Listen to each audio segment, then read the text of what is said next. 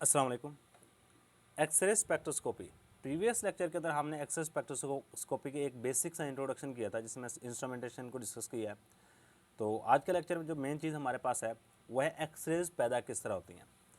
X-rays production.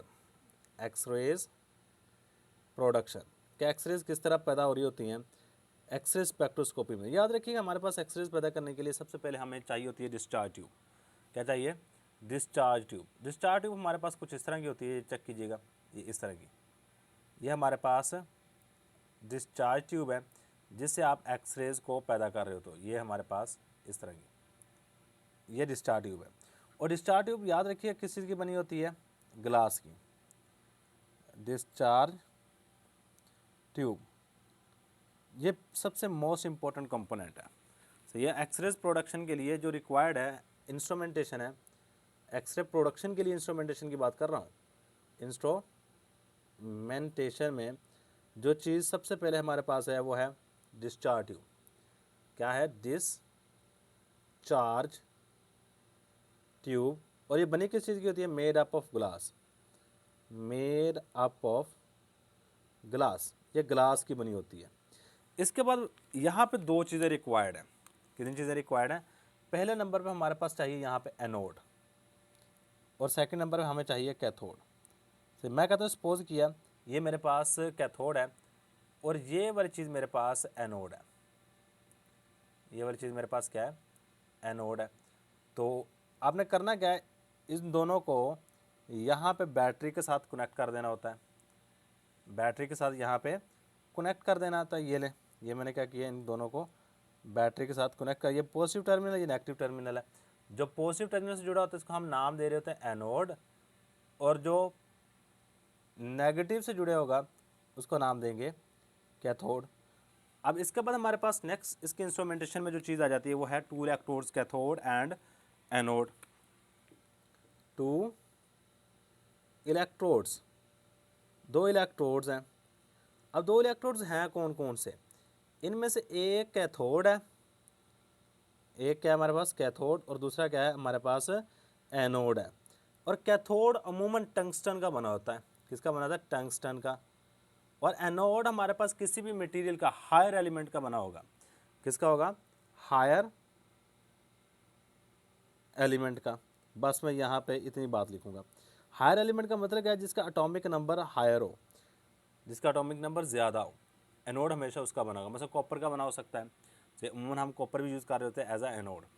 तो हमारे पास दो चीज़ें आ गई, कैथोड और एनोड। दो इलेक्ट्रोड हमारे पास मौजूद होते हैं।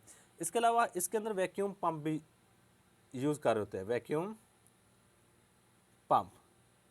वैक्यूम पंप को किस काम के लिए इस्तेमाल करते हैं? यहाँ से प्रेशर को रिड्यूस करने के लिए। सही है। Vacuum pump it is used, इसको हम इस्तेमाल कर रहे हैं फॉर एडजस्टमेंट ऑफ प्रेशर। हम प्रेशर की एडजस्टमेंट के लिए इसको इस्तेमाल कर रहे होते हैं। सही है। हमारे पास बात आपने सिंपल से याद रखनी है, काफ़ी ज़्यादा इंपॉर्टेंट बात है। अच्छा, इसके बाद क्या है? अब जैसे ही हम इसको करंट देते हैं ना, अब देखो इस तरह करंट दोगे ना, यहाँ से इलेक्ट्रॉन नहीं पैदा होते। हम क्या करते हैं, इस कैथोड को यहाँ पे बैटरी के साथ मज़ीद एक बैटरी यहाँ पे यूज़ कर रहे होते हैं। सही। जो कैथोड है इसके लिए एक और बैटरी इस्तेमाल कर रहे थे। इस बैटरी को मैं 20 से रिप्रेजेंट कर देता हूँ। इस बैटरी से होता क्या है कि जैसे आप इसको करंट देते हो तो यहाँ पे कैथोड में से इलेक्ट्रॉन पैदा होते हैं गर्म होने की वजह से। सही। थर्मोनिक एमिशन ऑफ इलेक्ट्रॉन होती है, यानी कि जब गर्म होती है कोई भी चीज़ उसमें इलेक्ट्रॉन एमिट होते हैं। सही है। Cathode is connected to a battery which heat the cathode जो कैथोड को हीट करेगी एंड एमिट इलेक्ट्रॉन और इलेक्ट्रॉन्स को यहाँ से एमिट करवाएगी। ये बात आपने सिंपल से याद रखिएगा कि हमारे पास जो कैथोड है इसके साथ एक अलग बैटरी लगी हुई है। वो बैटरी क्या करती है? इस कैथोड को गर्म करती है। गर्म जैसे होगा यहाँ से इलेक्ट्रॉन्स निकलेंगे, यहाँ से इलेक्ट्रॉन्स इस तरह निकल रहे होते हैं। अब देखें, ये आप असल में कैथोड इस तरह का नहीं होता। असल में कैथोड आपका सी शेप होता है, इस तरह का। इस तरह का हमारे पास कैथोड होता है। इससे क्या होता है कि आपका फोकस एनोड के ऊपर चला जाता है। इस तरह सी शेप होने की वजह से सारे के सारे इलेक्ट्रॉन पैदा होकर सिर्फ एक जगह पे स्ट्राइक कर रहे होते हैं। सही है, ये इसका फ़ायदा होता है सी शेप कैथोड यूज़ करने का। तो अब यहाँ से इलेक्ट्रॉन पैदा होने शुरू हुए, किस वजह से? क्योंकि हमने इसको बैटरी के साथ कनेक्ट किया है। कनेक्ट करने से ये गर्म होता है, गर्म होने की वजह से यहाँ से इलेक्ट्रॉन पैदा होते हैं। सही, और यहाँ पे हम याद रखिएगा हाई वोल्टेज अप्लाई कर रहे होते हैं। High voltage battery connected, a battery, एक बैटरी हम इस्तेमाल कर रहे होते हैं, a battery which provide high voltage, which provide high voltage, high voltage, ये हाई वोल्टेज को पैदा करने, हाई वोल्टेज देने के लिए हमारे पास एक बैटरी है। उस बैटरी को हम सपोज नाम दे देते हैं, सपोज डी का नाम दे देते हैं, हाई वोल्टेज बैटरी। यहाँ मैं डी लिख देता हूँ, ये हमारे पास क्या है, डी बैटरी है। अब ये था जी हमारे पास सारी की सारी इंस्ट्रूमेंटेशन। इंस्ट्रूमेंटेशन के बाद ये वर्क किस तरह करता है, किस तरह एक्सरेज पैदा हो रही होती हैं, ज़रा गौर कीजिएगा। वर्किंग की बात करके कुछ यहाँ पे प्रॉब्लम्स आई हैं, उन प्रॉब्लम्स की बात करेंगे, उनका सोल्यूशन क्या है उसकी भी बात करेंगे। अब होता यह है कि जैसे ही आप इसको बैटरी के साथ कनेक्ट करते हो, कनेक्ट करने के बाद यहाँ से इलेक्ट्रॉन पैदा होते हैं। जैसे ही इलेक्ट्रॉन एनोड के ऊपर जाकर टकराते हैं, एनोड की सरफेस के साथ टकराने के बाद वहाँ से एक्सरेज पैदा होती हैं, यहाँ से एक्सरेज पैदा हो रही होती हैं। बस ये सिंपल सी इसकी थ्योरी है। व्हेन हाई स्पीड, जब ज़्यादा स्पीड वाले high speed electrons are strike on the surface of anode, on the surface of anode, जब एनोड की सरफेस के ऊपर टकराते हैं, इट प्रोड्यूस, ये पैदा कर रहे होते हैं एक्सरेज, ये एक्सरेज को पैदा करेंगे। जैसे ही आके यहाँ पे टकराए, टकराने के बाद एक्सरेज को पैदा कर रहे होते हैं। सही, ये था जी हमारे पास सिंपल सी इसकी वर्किंग। अब एक्सरेज पैदा क्यों हो रही हैं, रीज़न देखो, इसके अंदर जो एटम हो गया, आपने कहा जी ये हायर एलिमेंट यूज़ किया है, ये क्या हमने कोई हायर एलिमेंट यूज़ किया है। हायर एलिमेंट में होता क्या है, देखो ये वाला हमारे पास आ गया, ये दूसरा शेल। हायर एलिमेंट में काफ़ी सारे शेल्स होंगे और काफ़ी सारे इसके अंदर इलेक्ट्रॉन्स भी होते हैं, काफ़ी सारे इसके अंदर इलेक्ट्रॉन्स भी होते हैं। हमारे पास हायर एलिमेंट है। अब इसके पहले शेल में 2 इलेक्ट्रॉन, के शेल कहते हैं। दूसरे शेल में 8 इलेक्ट्रॉन्स होते हैं। तीसरे शेल में भी हमारे पास 8 या 18 बना लो। सही, मैं यहाँ पे सिर्फ सपोज करके बना रहा हूँ, सारे के सारे इलेक्ट्रॉन ज़रूरी नहीं एग्जैक्ट इसी तरह के हों।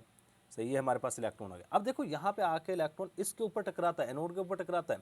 एनोड के ऊपर टकराने के बाद होता क्या, देखो ये इलेक्ट्रॉन गया, ये इलेक्ट्रॉन जाके इसके ऊपर टकराया, इस इलेक्ट्रॉन पर। जैसे इसके साथ टकराया, इस इलेक्ट्रॉन को भी यहाँ से बाहर निकाल दिया, खुद भी यहाँ से बाहर आ गया। 2 इलेक्ट्रॉन, देखो एक इलेक्ट्रॉन गया ये वाला जो कैथोड से पैदा हो रहा है, कैथोड से जो इलेक्ट्रॉन पैदा वो जाके एनोड की सरफेस के ऊपर टकराया है। एनोड के ऊपर सरफेस के ऊपर टकराने के फ़ौरन बाद यहाँ से भी एक इलेक्ट्रॉन को निकाल देता है और ख़ुद भी निकल जाता है। अब देखें यहाँ पे इलेक्ट्रॉन की वैकेंसी पैदा होगी है, इलेक्ट्रॉन की वैकेंसी पैदा होगी। वैकेंसी का मतलब ये खाली जगह पैदा होगी।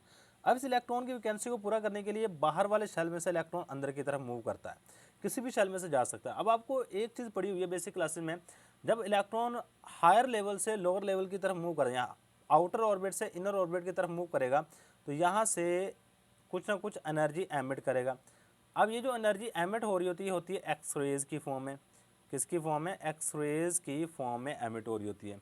इस तरीके कार से एक्सरेज पैदा हो रही होती हैं कि हमारे पास इलेक्ट्रॉन आए, इलेक्ट्रॉन आने के बाद एनोड के ऊपर टकराते हैं। एनोड के ऊपर टकराने के बाद होता क्या है कि इसके एनोड के जो एटम होते हैं उसके इनर शेल में से एक इलेक्ट्रॉन निकल जाता है। उस इलेक्ट्रॉन की वैकेंसी को पूरा करने वाले बाहर वाले शेल में से इलेक्ट्रॉन अंदर वाले शेल की तरफ मूव करते हैं, और मूव करने के बाद हमारे पास कुछ ना कुछ अमाउंट में एनर्जी एमिट होती है। वो जो एनर्जी एमिट हो रही होती है वो होती है रेज की फॉर्म में। किसकी फॉर्म में हो रही होती है, रेज की फॉर्म में, और उसका नाम देते हैं एक्स रेज का। क्या नाम दे रहे होते हैं, एक्स रेज का। अब देखिए यहाँ पर कुछ ना कुछ प्रॉब्लम आती हैं। जब वर्किंग में आप बात लिखोगे तो याद रखिएगा आपकी मैक्सिमम एनर्जी एक्सरेज की जो इलेक्ट्रॉन्स की होती है, मैक्सिमम एनर्जी डेसिपेट हो जाती है, ज़ाया हो जाती है। 99% एनर्जी आपकी ज़ाया होती है हीट की फॉर्म में ड्यूरिंग एक्सरेज प्रोडक्शन। बहुत इंपॉर्टेंट बात है, इसको लाजमी जहन में बिठा लीजिएगा। During X rays production maximum energy loss, maximum energy lose, energy lose in the form of heat, in the form of heat, form of heat, energy की फॉर्म में मैक्सिमम आपके इलेक्ट्रॉन की एनर्जी डेसिपेट हो जाती है। अब क्या होता है, कुछ एनर्जी तकरीबन तकरीबन 1% हिस्सा ही एक्सरे प्रोडक्शन में यूज हो रहा है। Only 1%, only 1% is used in X rays production, in X rays production, X ray production में सिर्फ और सिर्फ 1% हिस्सा ही इस्तेमाल हो रहा है। सही है, तो ये सिंपल सी बात अभी आपने याद रखनी है। अब इसके बाद जो नेक्स्ट एक बात हमने करनी है वह है जो एनोड आपका टारगेट मटेरियल है। एनोड क्या है, एनोड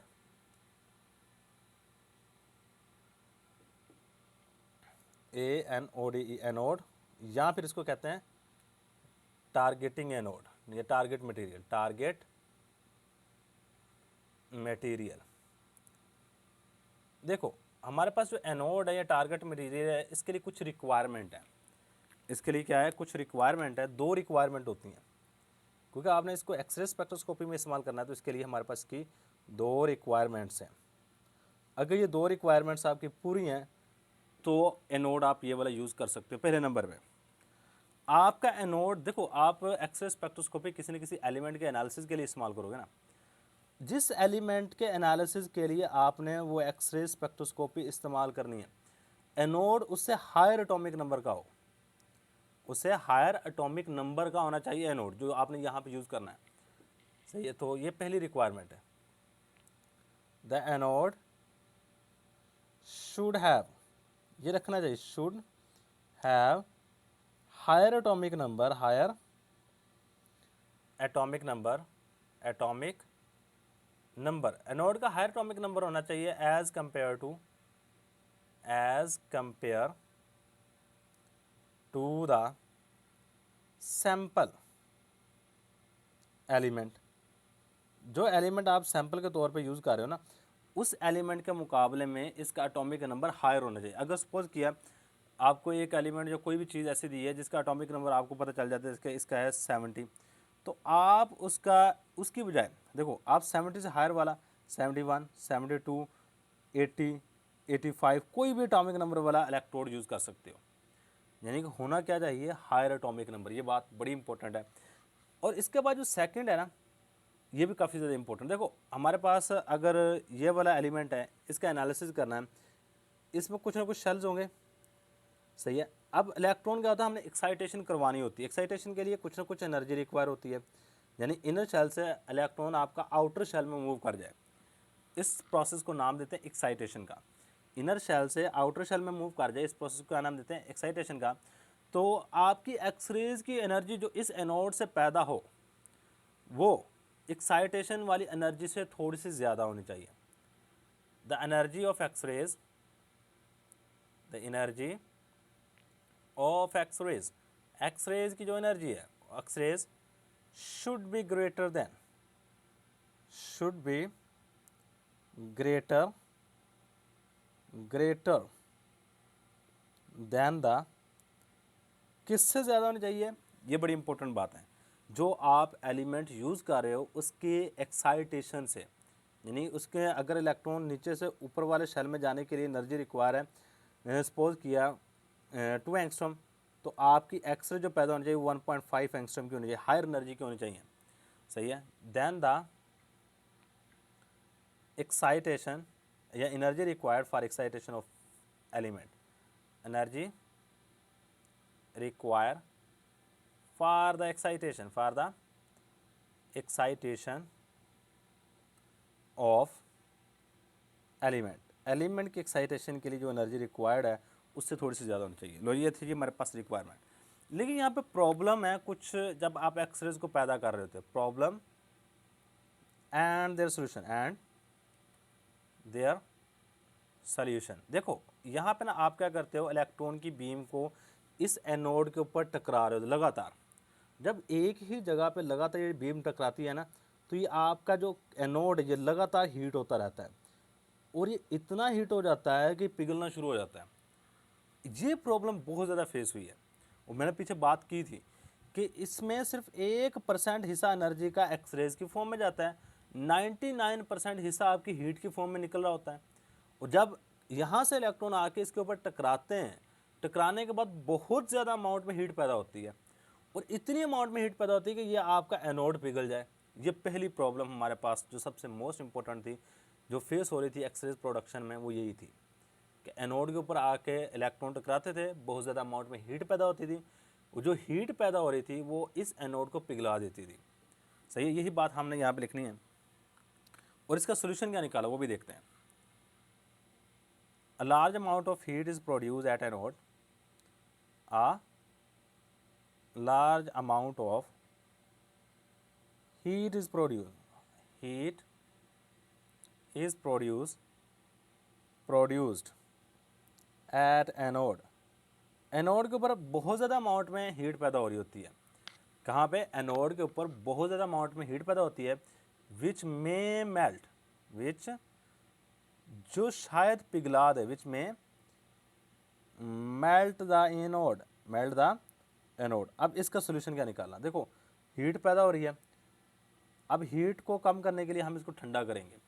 तो क्या हुआ कि हमने यहाँ पे वाटर जैकेट्स डाल दी, यानी यहाँ से वाटर को फ्लो करवाना शुरू कर दी। इसके इर्द गिर्द वाटर जैकेट डाली और यहाँ से पानी को फ्लो करवाना शुरू कर दी। यहाँ से पानी गुजरता था, जिसकी वजह से यहाँ से कुछ ना कुछ अमाउंट में हीट पानी एब्जॉर्ब कर लेता था। क्या कर लेता था? पानी एब्जॉर्ब कर लेता था। Use water to remove heat, heat को रिमूव करने के लिए हमने वाटर का इस्तेमाल करना शुरू कर दिया। सही, ये हमारे पास पहली प्रॉब्लम का सोल्यूशन आ गया। इसके अलावा हम एक और भी काम करना शुरू कर दिया। देखो आपके इलेक्ट्रॉन आके टकरा रहे थे एनोड की एक सतह पे। देखो ये हमारे पास एनोड है गोल, इसकी इस सतह पे आकर लगातार इलेक्ट्रॉन टकरा रहे हैं। अगर मैं इसको इस तरह मूव करना शुरू कर दूँ तो फिर यहाँ पे टकराएंगे, फिर यहाँ पे, इस तरह पूरे एनोड पे टकराएंगे, जिसकी वजह से एनर्जी पूरे एनोड के अंदर डिस्ट्रीब्यूट हो जाएगी और आपकी हीट थोड़ी और ज़्यादा कम हो जाएगी, यानी कि आपका एनोड पिघलेगा नहीं। ये तो हमने क्या किया कि एनोड को रोटेट करवाना शुरू कर दिया। इसके अंदर ही एनोड रोटेट करता रहता है, जिससे आपकी हीट एक जगह पे मुंजमद नहीं होती, वहाँ पे जाकर उसको ख़राब नहीं कर रही होती एनोड के ऊपर। तो एनोड के मूव करने से हीट पूरे एनोड के ऊपर फैलती है, जिसकी वजह से बेटर रिजल्ट आते हैं। सही, rotate the anode, rotate the anode. उन्हें जो हमारे पास एनोड है इसको आपने रोटेट करवाते रहना है। लो ये था जी हमारे पास इंस्ट्रूमेंटेशन ऑफ स्पेक्ट्रोस्कोपी में सिर्फ और सिर्फ सोर्स ऑफ लाइट, कि हमारे पास लाइट का सोर्स किस तरह पैदा हो रहा होता है, एक्सरेज किस तरह पैदा कर रहे होते हैं, एक्सरेज पैदा करने के लिए कौन कौन सी रिक्वायरमेंट्स हैं, यानी एनोड किस तरह का होना चाहिए, और इसके बाद सबसे मोस्ट इंपॉर्टेंट चीज़, इसमें कौन सी प्रॉब्लम फेस हो रही होती है एक्सरेज प्रोडक्शन में, और उस प्रॉब्लम को हमने किस तरह दूर किया। तो यही हमारे पास आज के लेक्चर में। Thanks for watching. अल्लाह हाफिज़। इसका स्क्रीनशॉट ले लो जल्दी से,